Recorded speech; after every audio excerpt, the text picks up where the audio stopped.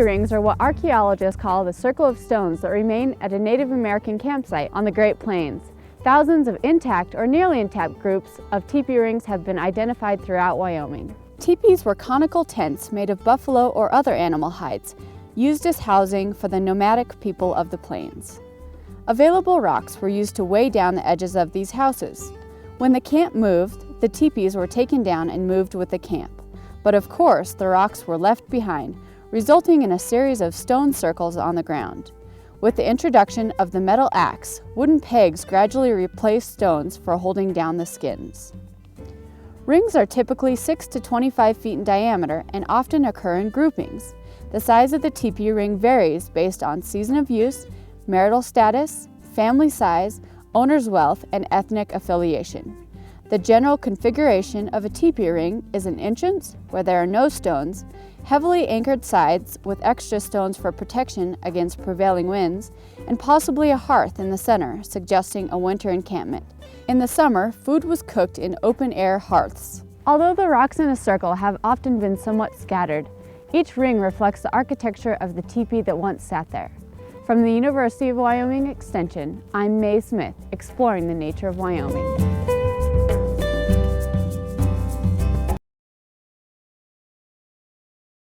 Essentially, we started with the poles. This is, in the Blackfeet style, a 3-pole structure. So they start by raising a tripod that's tied at the top. They then go around and lay in all the other poles in a specific sequence into that tripart structure in the top. Once those poles are firm and in place, they're a little bit looped again at the top with a tie to be firm. And then one singular pole has the entire cover of the teepee tied to the top of it. It's raised onto the back of the teepee, and then, like a flying tent, the teepee is unfurled on either side around to the front, where the lacing pins are then inserted down onto the front until you reach the doorway. I'm Susan Kennedy Zeller, Associate Curator for the Native American Art here at the Brooklyn Museum, and we are installing Teepee Heritage of the Great Plains. This is a major exhibition opening at the Brooklyn Museum February 18th, running until May 15th. Behind me and surrounding me is what we call our Welcome Teepee.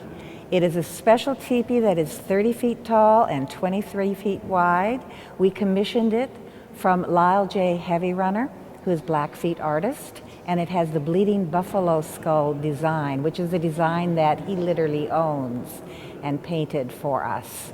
The reason we call it the Welcome Teepee is because it is the beginning of the entire exhibition, and the public is welcome to enter the teepee.